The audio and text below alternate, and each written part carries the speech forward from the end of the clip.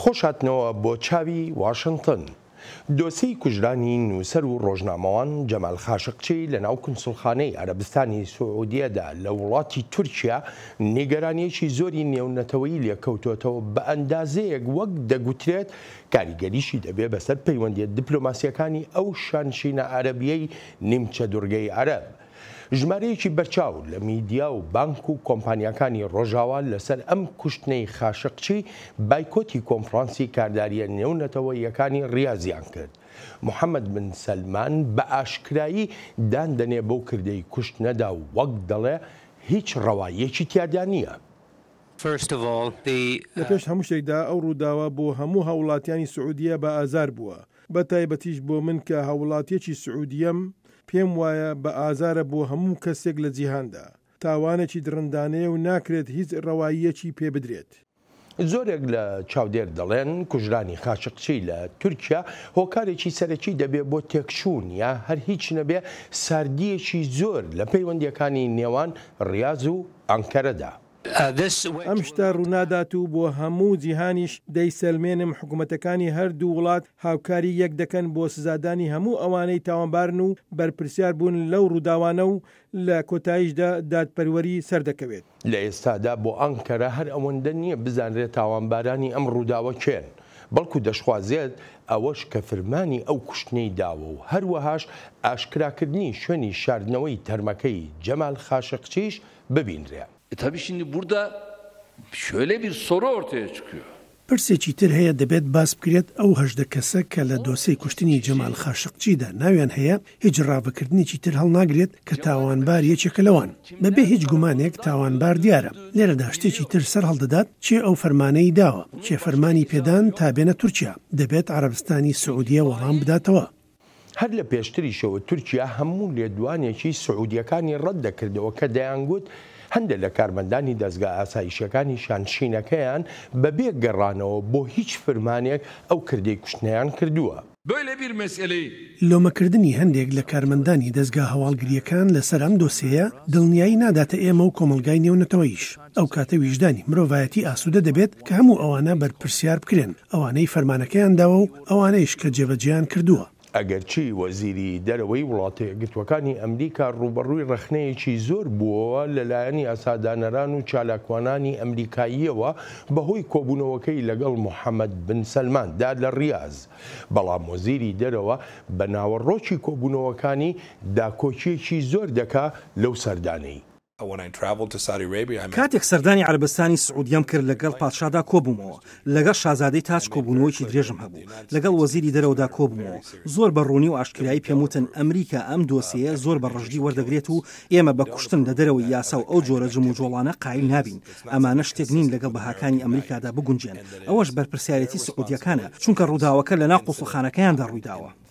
لە ئێستاشدا جەخت دەکرێتەوە لەوەی دەبێ واشنگتن بڕیاری خۆی بدات هاوکاتی پەرسەندنەکانی لە عەرەبستانی سعودیەوە سەرچاوە دەگرن لە کاتێکدا بۆ ماوەی 2 هەفتە سعودیە دەیگوت هەر ئاگادار نییە چی بەسەر خاشقچی داهاتووە.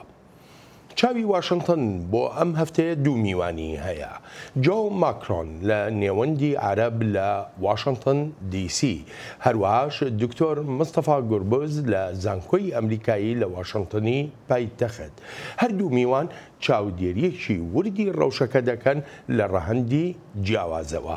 دکتۆر مستەفا جۆ زۆر سوپاسان دەکەم بۆ ئامادەبوونتان. جۆ لە لای تۆ دەست پێ دەکەم یەکەم پرسیارم جەمال خاشقچی ئەوەندە مەترسیەکی گەورە بوو بۆ سەر ئاسایشی نیشتیمانی عەرەبستانی سعودیە تا سعودیەکان بڕیاری کوشتنی بدەن؟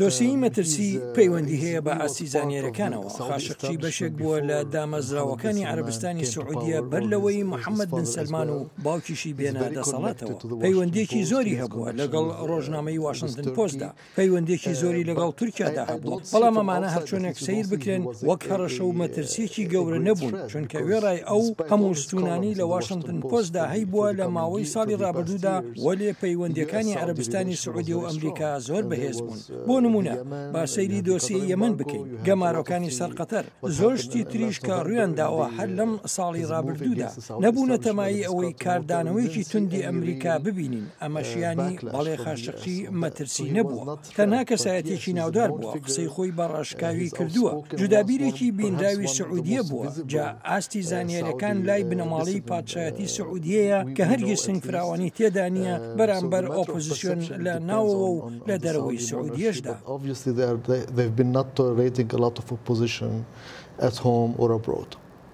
بەڵام جۆ بۆ خۆ دەزانی جەمال خاشقچی ئۆپۆزیسیۆن نەبووە، هەر ئەوەندە ئەتوانین بڵێن کە دەنگێکی ناڕۆزایی بووە بەرامبەر بەو سیستمی کە لە عەرەبستانی سعودیە دەسەڵاتی بەدەستەوەیە، باسی لە ئازادیەکانی تاکە کەس دەکرد زیاتر.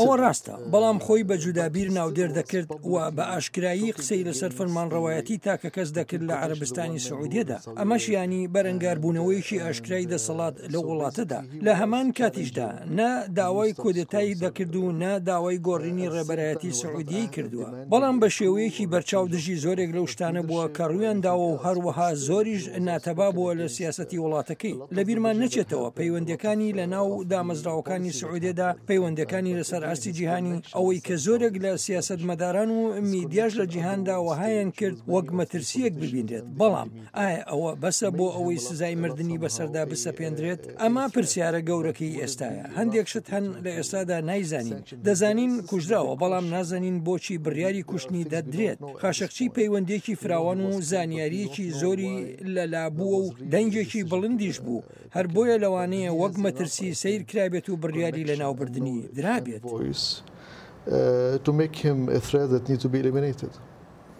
دکتۆر مستەفا دێمە لای تۆ، پێت وایە جەمال خاشقچی هەستی بە مەترسی لەسەر ژیانی خۆی کردبێ پێشتر بەر لەم ڕووداوە و بە ئاسانی دەچێتە ناو کنسڵخانەی عەرەبستانی سعودیەوە و ئیتر لەوێەوە نایەتە دەرێ؟ بێگومان ئێمە وردەکاریەکان نازانین، پێشمان وان نییە بە پێی زانیاریەکانی میدیا کە خاشقچی ئاگاداری هیچ پیلانگیێریەک بوو بێت بەرامبەری بکرێت، بەڵام هەموو ڕۆژێک زانیاری نوێ ئاشکرا دەبن. چەند ڕۆژێک لەمەوبەر سندەی ئەکسپرێس هەندێک زانیاری نوێ بڵاو کردێتەوە، هەرچەندە هێشتا نازانین وایە یان نا، بەڵام میدیا قسەی لەسەر دەکات کە خاشقچی ئامادە بووە لەسەر تاوانەکانی شەڕ لە یەمەن قسە بکات کە دەگوترێت بە شێوەیەک ڕژێمی عەرەبستانی سعودیە نیگەران دەکات. یان میدیا دەڵێت دەستگای مخابراتی بەریتانیا نزیکەی 3 هەفتە بەر لە ڕۆژی کوشتنی خاشقچی زانیاری لەسەر ئەو پیلانی کوشتنە هەبووە ویستوێتی شتێکیش بکات، بەڵام وردەکاریەکیان لەلا نییە، هەرچەندە دەشگوتری ئاگاهیان داوە بە ڕژێمی سعودیە تا ئەو کارە نەکات. پرسیارەکەت لەبارەی ئەوەی ئایا خاشقچی خۆی ئاگاداری هەبووە یان نا، ڕووداوەکە بە ئاشکایی پێمان دەڵێت بە هیچ شێوەیەک ئاگاداری ئەو پیلانە نەبووە. تورکیا دەتوانێت چی بکە وەکو جۆمان لێبوو ڕەجەب تەیب ئەردۆغان سەرۆکی ئەو وڵاتە داوای ئەوە دەکا کە تەنانەت هەموو لێکۆڵینەوەکانیش لە تورکیا بکرێن. ئەمە جۆرێک لە تێکدانی لێکۆڵینەوەکان نابێ. Right, so lately they requested these individuals, 18 individuals. ڕاستە تورکیا لە ماوەی ڕابردووەدا داوای کردووە ئەو 18 کەسە ڕادەسی تورکیا بکرێن بۆ دادگایکردن و زانراویشە کاردانەوەی ڕاست زۆر نەرێنی و تون بووە، بەڵام سیاسەتی تورکیا لەم دۆسیەدا وەک تا ئێستا دەرەکەوێت سیاسەتێکە بۆ مەبەستێکی فراوانتر، واتە پاراست و داکۆکیکردن لە بەرژەوەندەکانی تورکیا و لە پەیوەندەکانی ئەنکەرەش لەگەڵ ئەمریکادا.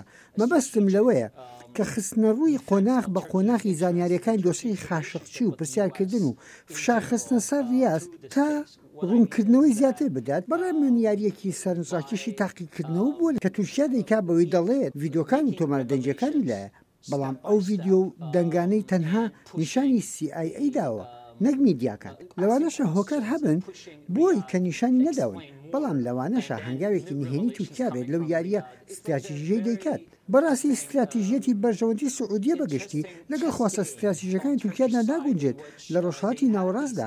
پێویستە ئەمانەش بەهێن وەربژیرن و ناوەرۆشی ئەم بابەتەش پەیوەندیەکی ئەردۆغانە بە محەممەد بن سەلمانەوە ئەومان بیر نەچێت.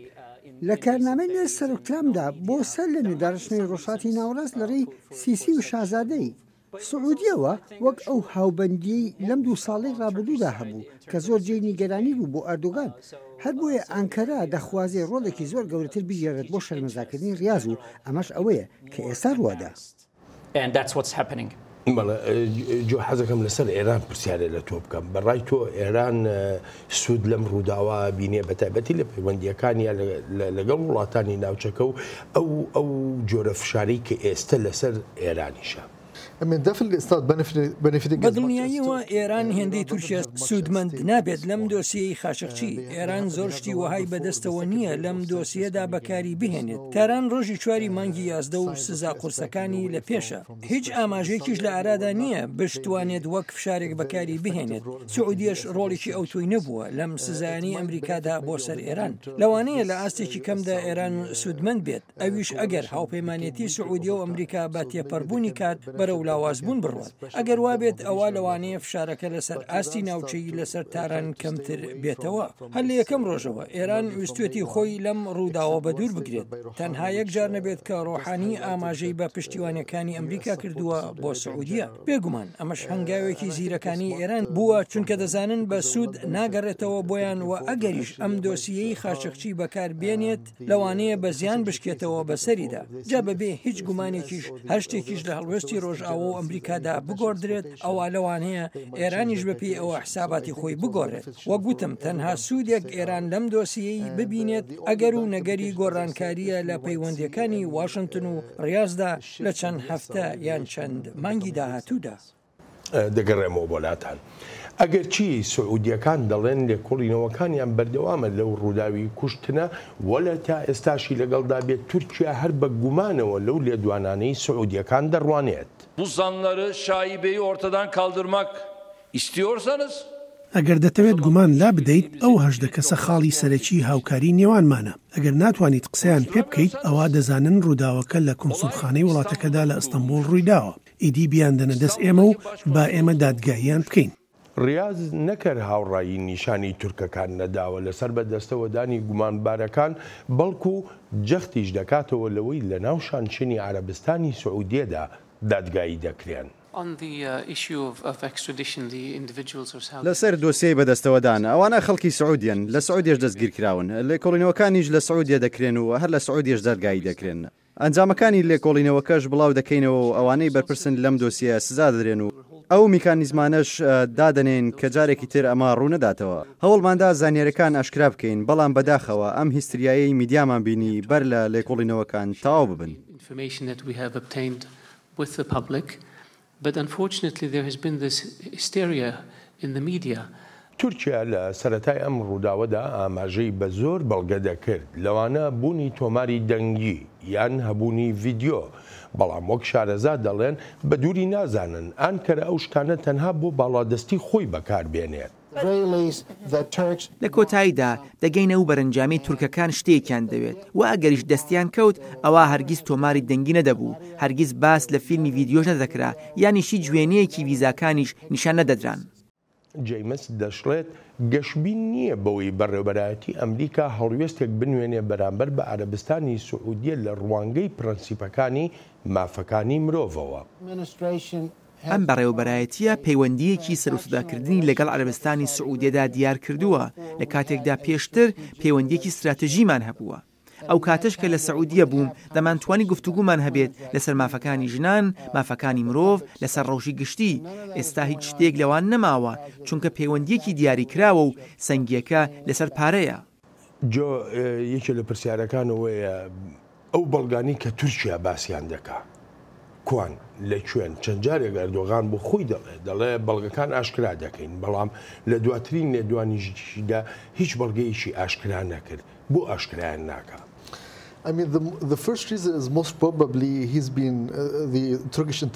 پێم وایە هۆکاری یەکەم کە زۆر پێدەچێت پەیوەندی هەبێت بە سیخوڕایەتیکردنی دەستگا مخابراتیەکانی تورکیاوە لەسەر کۆنسوڵخانەی سعودیە ئەمەش تەنها ڕێگەیەکە بۆ بەدەستهێنانی بەڵگەکان و لەوانەشە ئێستا ئامادە نەبێت ئاشکرای بکات. دووهەمیش ئەردوغان دەیەوێت سوود لەما وەربگرێت تورکیا هەر لە ئێستاوە سوودی لێوەرگرتووە وەک لە پەیوەندیەکانی ئەمریکا و تورکیادا دەیبینین پاش ئازادکردنی قەشا پرانسس دەناسن ئێستاش ئەم دۆسیە ڕەهەندی تاوان و ڕەهەندی سیاسیشی هەیە ڕەهەندی تاوانەکە لەوانەیە تا چەند هەفتەیەکی تریش ڕوون نەبێتەوە بەڵام ڕەهەندە سیاسەکەی ئەوەیە باجێک هەیە دەبێت دەسەڵاتدارانی سعودیە بیدەن ئەوە تا نەرمیەکەیە لە قسەکانی شازادەی تاجدا پێشم وایە سەرۆکی تورکیا دەخوازێت تا مەودایەکی دوور و درێژ ئەم دۆسیەیە بۆ باڵادەستی خۆی بەکار بهێنێت جا ئەگەر ئێستا هەموو زانیاریەکان ئاشکرا بکات یان بڵاو بکاتەوە ئەوە بۆ دواتر هیچ سوودێکی بۆ نامێنێتەوە هەر بۆیە ئەو ڤیددیۆیە ئەگەر هەبێت ئەوە وەک باڵادەستیە بەسەر محەممەد بن سلماندا وەک ئەوەیە لە سوچێکدا گیری کردبێت و لەوانەیە لە ئایندەدا بەکاری بهێنێت ئەمریکاش بە هەمان شێوە دەتوانێت سوود لەوە ببینێت بۆیە سەرکردایەتی سعودیە کەوتۆتە پێگەی داکۆشیکردنەوە و پێویستە لە بەردانەوەاندنێکی زۆر بکات ئەردوغانیش کاری خۆی لەسەر ئەمە دەکات لە چەند هەفتەی ئایندەدا. دکتۆر مستەفا نازانم هاوڕای لەگەڵ جۆ یان نا بەڵام ئەگەر هاوڕابی ئەو باڵادەستیە چیەکە ئەردۆغان بە شوێنیا دەگەڕێ بە تایبەتی لەگەڵ سعودیەکانە. Well, I totally agree with Joe.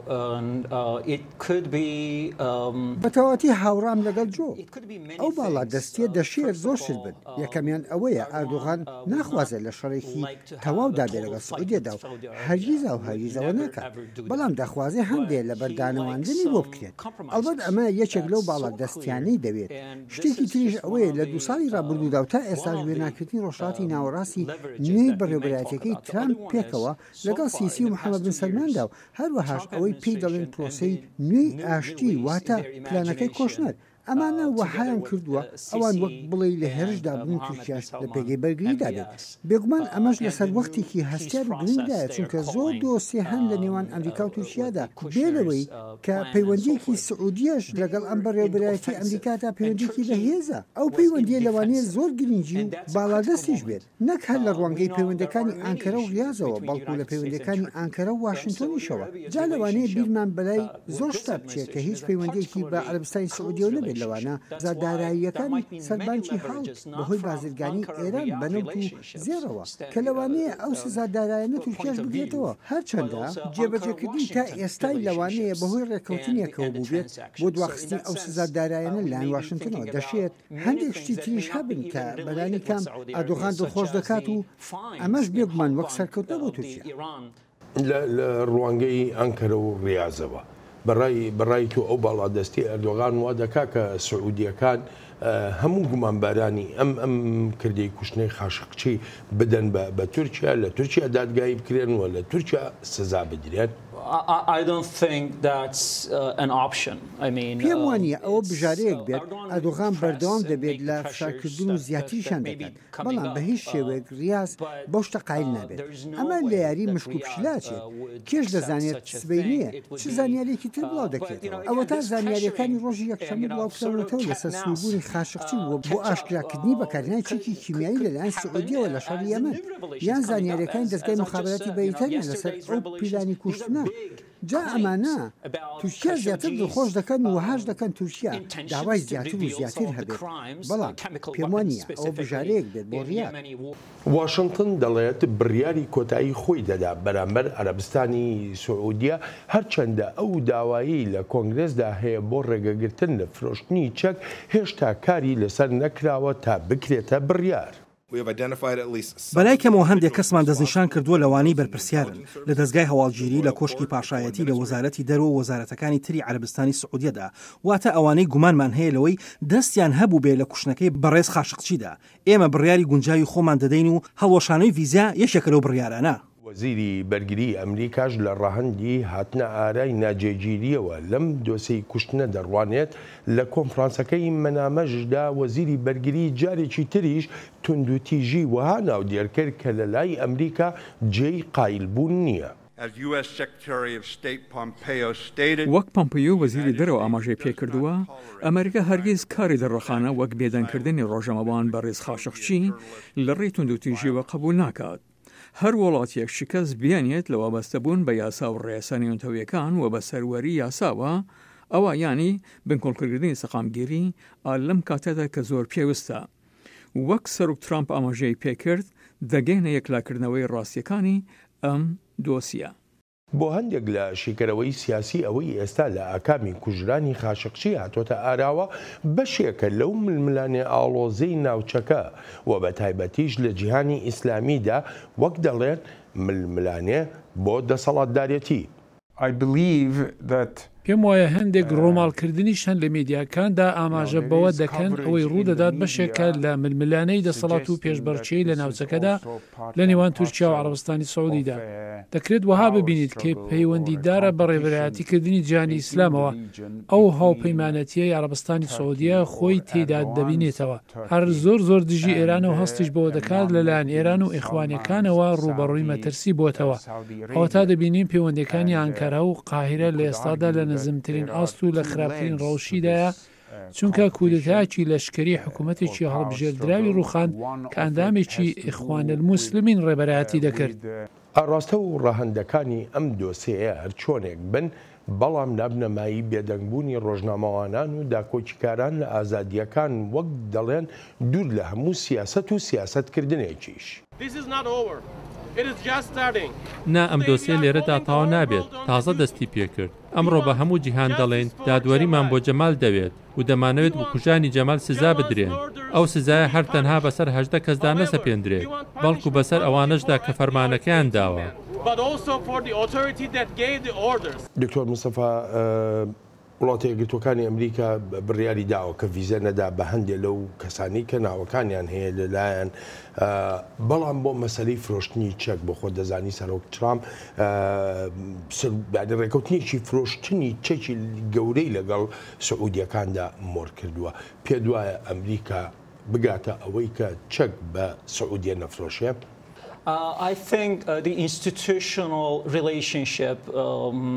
پێم وایە پەیوەندیە فەرمیەکانی نێوان هەردوو وڵات بەردەوامە بێت و پیشەسازی لەشکریش بەشێکی گرنگە لەم پەیوەندیە فەرمیانەدا، بەڵام لێرەدا ڕەهەندێکی تر هەیە سەبارەت بەوەی بۆ لەبەوە دوا پەیوەندیەکانی بەڕێوەبەرایەتی ترامپ و محەممەد بن سەلمان چۆنە بن بۆ داڕشتنەوەی نەخشەی ڕۆژهەڵاتی ناوەڕاست لەگەڵ پلانەکەی کۆچنەر بۆ فەڵەستین یان هەندێشتی تر وەک گەمارۆکانی سەرقەتەر و خواستەکانی تریش.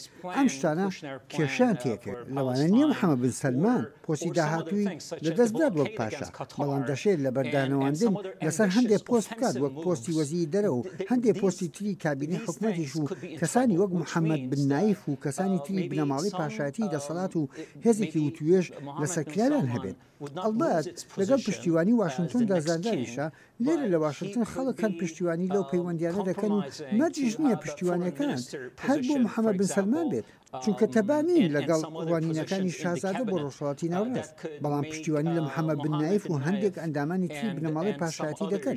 بۆ خۆم چاوەڕێی ئەوە دەکەم لە واشنگتن کە پێداچوونەوەیەک بۆ پەیوەندیاندا دەکات، وەلێ لە ڕوانگەی ڕێککەوتنە لەشکریەکانەوە نا، بەڵکو لەسەر بنچینەی پێشبینیکردنەکان بۆ شانشینێکی نوێ خواستەکانی بۆ ساڵی 2030 سعودیەکی نوێ کە پێم وایە لە ئێستادا پرسیارێکی زۆری لەسەر.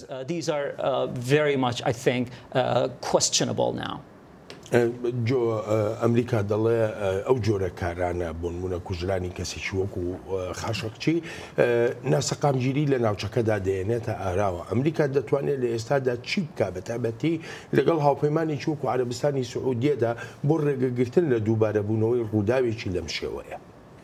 I mean, if there's no sort of accountability, you're basically sanctioning future similar assassination for other. بەڕاستی لەمەدا ئەگەر بە شێوەیەک لە شێوەکان بەرپرسیارکردن نەبێت، ئەوە دانانی سزای کوشتنە بۆ ئایندە لەسەر نووسەرانی تری ناودار لە ناوچەکەدا.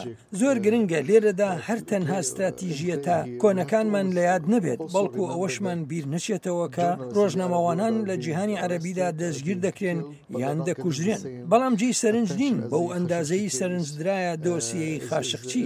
دەزانی لەوانەیە گۆڕانکاریێکی گەورە لە دینامیکی ناوچەکەدا نێتە ئاراوە، بەڵام پێویستە بە هەر شێوەیەک بێت وەڵامێکی ئەمریکا هەبێت کە کاریگەری بخاتە سەر ڕژێمە عەرەبیەکان کە زۆربیان هاوپەیمانی ئەمریکان، سەیری ڕەوشی ئۆپۆزیسیۆن و جوم و جۆڵی ڕژێمەکان بکات. ئێستاش چونکە بەڕێوەبەرایەتەکەمان هەیە لێرە لە پەیوەندیەکانیشیدا زۆر خۆی نابەستێتەوە بە مافەکانی مرۆڤ و ئەو جۆرە دۆسیانەوە. بەڵام ئەمە دەرفەتێکی زۆر باشە بۆ بەڕێوەبەرایەتەکەی ترامپ تا بایەخێکی زیاتری پێ بدات لە ڕۆژهەڵاتی ناوەڕاستدا.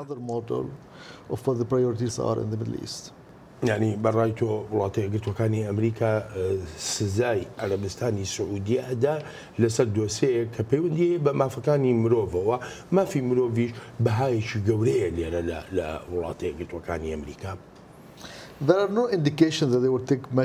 هیچ ئاماژەیەک لە ئارادانیە ئەمریکا ڕێوشوێنێک بگرێتە بەرامبەر بنەماڵی پادشایەتی یان حکومەتی سعودیە. سەنگیەکە لە ئێستادا لەسەر ناوی 8 یاندا کار بەدەستە بەهۆی فشارەکانی کۆنگرس و میدیاشەوە. ئەمە شوەها نیشان دەدات کە بەڕێوەبەرایەتەکەی ترامپ بە شێوەیەک لە شێوەکان لە هەوڵداندایە. هیوایەکی شەیە لە ئاستێکی مامناوەندیدا چارەسەر بکرێت ئەگەر سعودیە و تورکیا گەیشتە ڕێکەوتنێک ئەوە ئەمریکاش خۆشحاڵ دەوێت بۆی بیکاتە ڕابردوو، بەڵام هیچ ئاماژەیەک لە ئارادا نییە کە سزای تەواوی حکومەتی سعودیە بدرێت. لەوانەیە لە پاش هەڵبژاردننی میتێرم دەنگی زیاتر هەبن و داوای ڕێگەگرتن بکەن بۆ ڕێکەوتنی فرۆشتنی چەک بە سعودیە، بەڵام زۆر قوس دەبێت بۆ بەڕێوەبەرایەتی ئەگەر پاشەکشەی لێ بکات. بەڵام لە واشنگتن سەختیەکی زۆریش دێتە ئاراوە بۆ سعودیە و بۆ بەرەو پێشبردننی پەیوەندیەکانیش لەگەڵ ڕاستدا ئەگەر گۆڕانێکی گەورە نەبینرێت لە سیاسەتەکانی بەڕێوەبەرایەتی لەسەر ئەم دۆسیە. دکتۆر مستەفا ئەگەر بێت و کۆنگرێس ئەو بڕیارە بدا بە تایبەتی لە پاش هەڵبژاردنەکانی میتێرم و بڵێ چەک بە عەرەبستانی سعودیە نافرۆشرێ، سعودیە چۆن نەتوانێت شەڕی یەمەن درێژە پێ بدە؟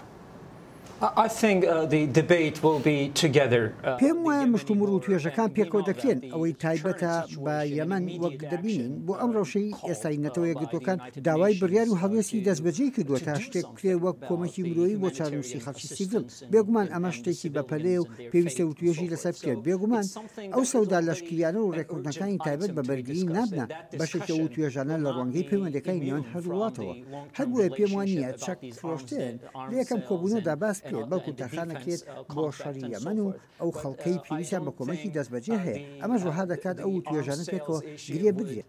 پرسیارەکەت سەبارەت بەوەی شەڕی یەمەن چی بەسەرێت. تەنانەت ئەگەر گۆرانکاریەکیش لە کۆنگرێسدا ڕوو نەدات ئەو توێژە هەردێتە ئاراوە و پێم وایە هەنگاوی داهاتوو دەبێت و بە مەزەندەی خۆم ئەنکەرە یان هەندێک پایتەختی تر دەخوازن قسەی لەسەر بکەن بە تایبەتیش پاش دۆسەی خاشقچی. ئەمە دەبێتە ئەو توێژەی دێتە ئاراوە بەهۆی ململانی ناوچەکە و هەروەهاش بەهۆی پێویستی بۆ کۆمەکە مرۆیەکان کە کۆمەلگای نێونەتەوەیی زۆر هاوسۆزە بۆ قسەکردن لەسەری.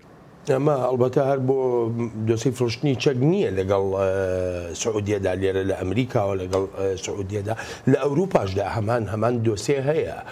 دەکرێت بگوترێ ئەڵمانیا لە پێشەگی ئەو وڵاتانەدا بوو کە بڕیاری ڕاگررتنی فرۆشتنی چەکیدا بە عەرەبستانی سعودیە. ڕاست پێویستی بە چەکێکی زۆرە بە تایبەتیش بۆ شەڕی دژی حوتیەکان لە یەمەن.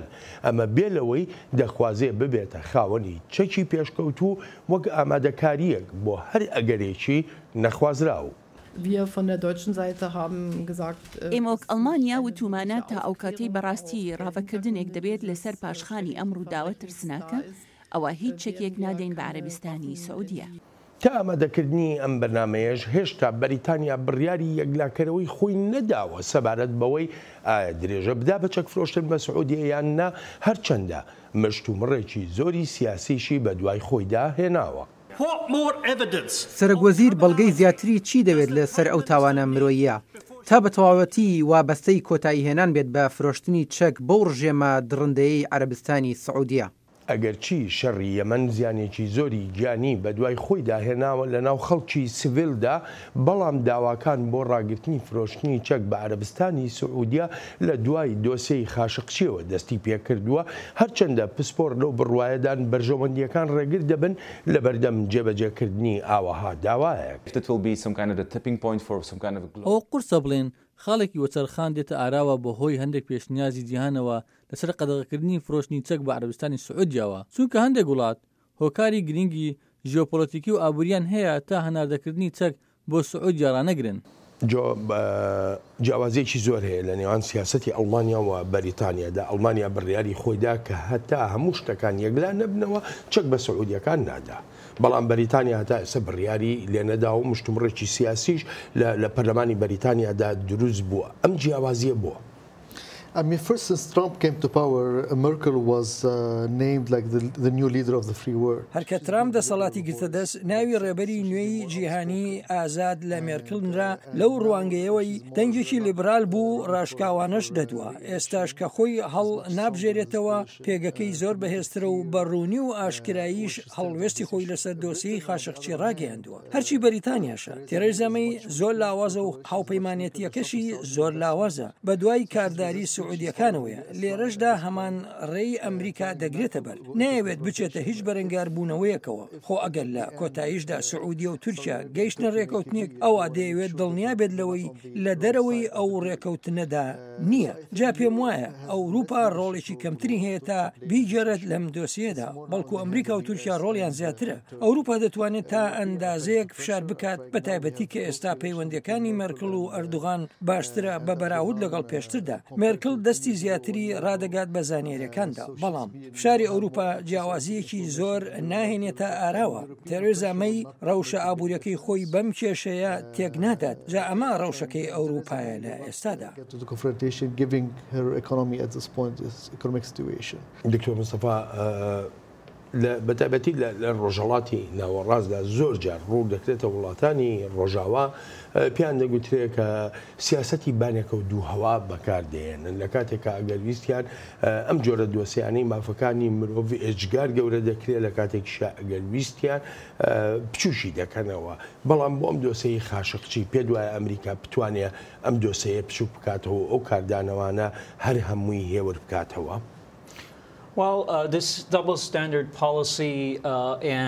ئەمە سیاسەتی بانێکە و دوو هەوایە و توێژی نێوان ئایدیالیزم و ریالیزم و توێژ لەسەر مافەکانی مرۆڤ لە جیهانی لیبرالدا و بەرژەوەندەکانی ئەمریکا لە سیاسەتەکانیدا.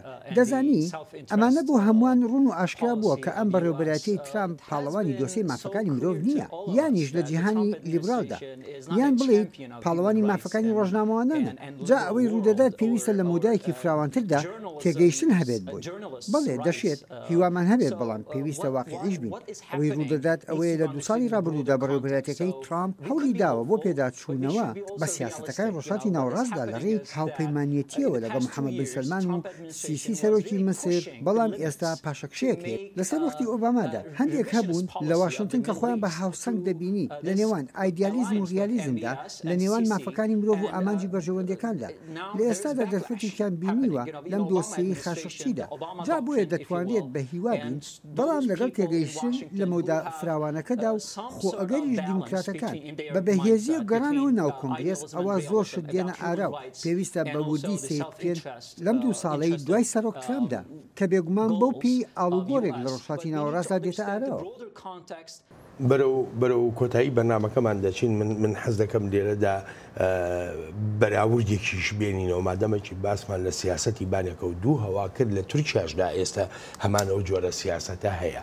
سەرۆکی تورکیا بە شێوەیەکی بەرچاو داکۆچی لەم دۆسیەی خاشقچی دەکات و عەرەبستانی سعودیە بە گوناهبار دەزانێت لەسەر کوژرانی خاشقچی.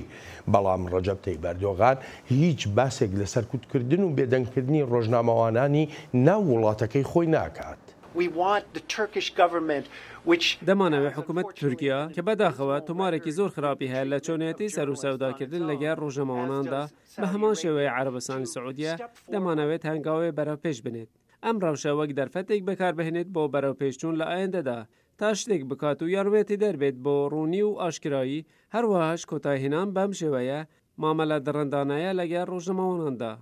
ئەمنستی ئینتەرناشناڵیش هەڵوێستەکانی تورکیا بەرامبەر خاشقچی بەرز دەنرخێنێت بەڵام داوایەکیشی لە ئەنکەرە هەیە. خوازیارین هەمان ئەم سووربوونە لە داواکردنی دادوەری بۆ هەموو کەسێک ببینین لە تورکیادا. بەڵام خۆ دەبێ ئەو پرسیارش بکرێت بۆچی سەرۆکی تورکیا لەگەڵ داواکانی لە عەرەبستانی سعودیە لەسەر دۆسیەی جەمال خاشقچی وەلێ بەو شێوەیە ڕەفتار لەگەڵ ڕۆژنامەوانەکانی تورکیادا دەکات. بە تێگەیشتنی ئەردۆغان یان با بڵێم لە ڕاگەیاندنە گشتیەکانیدا لە زۆرێکی لە لێدوانەکانیدا جەختی کردوتەوە لەوەی ئەو ڕۆژنامەوانانەی لە گرتوخانەکاندا ڕۆژنامەوان نین و تێرۆریستن. زۆر ڕۆژنامەوانیشەن لە تورکیا ناچار کراون شوێنی کارەکانیان جێبهێڵن و چیدی نەتوانن کارەکان و ستونەکانیان بەڕێوەبەرن. دکتۆر مستەفا پێدەچێت سیاسەتێکی بانە و دووهەواش هەبێت لە تورکیادا بە تایبەتی لەلایەن خودی ئەردۆغانەوە بۆ چۆنێتی سەر و سەوداکردن لەگەڵ ڕۆژنامەوانان و دەنگی ئازاد و ئازادی ڕادەربڕین و ئازادیەکانی تریشدا. پێ دوایە ئەردۆغان ئەمەی بۆ بچێتە سەر کە بتوانێت بەو بانێکە و دووهەوایە ئیش بکە؟ Yeah, that's right. That's the irony of the whole episode. بەڵێ ئەوە ڕاستە گاڵتە جاریەکە کە بە شێوەیەک لە شێوەکان بژارەکانی بەردەم ئاردوغان سنوردار دەکات لە ڕوانگەی سەر و سەوداکردن لەگەڵ ڕۆژنامەواناندا لە تووشیا. دەشێت ئەمەش پەیوەندی هەبێ بە باسەکەی لەسەر مێرکڵ و ئەڵمانیا کردمان و هەوڵەکانی ئەڵمانیا لەگەڵ تووشیادا بۆ وابەستەبوون بە ڕێوشێر نێونەتەوەیەکانەوە و لە 2 ساڵی ڕابردوودا فشارێکی زۆری دەکرد تا ئەنکەرە هەنگاوی دروست بۆ ئاراستەیەدا بنێت. جا پرسیارەکە ئەوەیە ئایا ئەنکەرە شتە دروستەکەی کردووە؟ ئەو بوو بینیمان ڕۆژنامەوانە ئەڵمانیەکەیان ئازاد کرد، بەڵام زۆری تری هێشتا لەژێر مەینەتیدان و ژمارەکەش بێشومارە. تورکیا ئێستا لە پێشبڕکێدا لەگەڵ چین بۆ دەستگیرکردنی ڕۆژنامەوانان و وەهاش چاوەڕوان ناکەم گۆڕانکاریەکی گەورە لە سیاسەتی ئەنکەرەدا ڕوو بدات، مەگە بڵم ئەردۆغان بڕیارێکی کرانەوەیەکی نوێ لە تورکیا بدات لە پاش هەڵبژاردنەکانی مانگی چوار لەسەر ئاستی ناوخۆ. شتەکان زۆر جێ دڵخۆش نین و لەوانەشە ئەمەش دەرفەتێک بێ بۆ سعودی و وڵاتانی تریش وەک فشار بەکاری بهێن لە بەرامبەر ئەردۆغان. جۆ بەڕای تۆ ئەو هەموو کاردانەوانە بەرامبەر ئەم دۆسەیەی خاشقچی کە هەبوو لەسەر ئاستی هەم ناوچەکەەوە هەم لەسەر ئاستی جیانیش لە تورکیاشدا ئەڵبەتە ڕۆژنامەوانان لە قەیرانێکی ئێجگار گەورەدا دەژین. بۆ ئەم جۆرە کاردانەوانە بەرامبەر بە وڵاتێکی وەکو تورکیا نایبینین، بەڵام بەرامبەر بە وڵاتێکی وەکو عەرەبستانی سعودیە دەیبینین. من ئەمە پاکانە نییە بۆ سعودیەکان بەقەدەوەی ئەمەوێ بزانم بۆچی بۆ تورکیا نا. Well, first, the big picture is there's a rate of repression increasing around the world, especially in Turkey. بە پلەی یەکەم وێنەکە ئەوە هەیە سەرکوتکردن لە جیهاندا هەروە دێ و زیاد دەکات و بە تایبەتیش لە تورکیادا. جیاوازیەکەش بۆ خاشقچی ئەوەیە کە ناوێکی دیار بوو لە واشنگتن پۆست مافیمانەوەی لە ئەمریکادا هەبووە لە ناو کۆنسڵخانەدا کوژراوە، واتە کۆنسڵخانەی سعودیا لە تورکیا و ئەمەش ڕەهەندێکی نێونەتەوەیی داوە بە دۆسیەکە. میدیای تورکیا ئەم دۆسیەی بۆ سەرنجڕاکێشان بەکارهێنا لەو سۆنگەیەوەی ناوبەناو کەمکەمێک زانیاری بڵاو دەکردەوە، ینی هەموو زانیاریەکانی لە یەک کاتدا بڵاو نەدەکردەوە. مەخابن سەرکوتکردنێکی زۆر لە تورکیا، لە سعودیا، لە میسر، لە هەموو ناوچەکەدا هەیە، بەڵام زیاتر وەک کێشەیەکی ناوخۆیی ماونەتەوە و نەبوونەتە جێی سەرنج لەسەر ئاستی نێونەتەوەیی. ئەوە تا سەیری سووریا و یەمەن و وڵاتانی ئەنجومەنی هاریکاری کەنداو بکە. بەڵێ ڕاستە و ڕەوان نییە بەو شێوەیە بێت، بەڵام ئەمە سروشتی میدیاکانە لەو وڵاتانەدا. یەکی بە سی چرکە وەڵام بدەنەوە. تورکیا دەتوانێت ئەم دۆسەی خاشقچی یەکلا بکاتەوە یان نا؟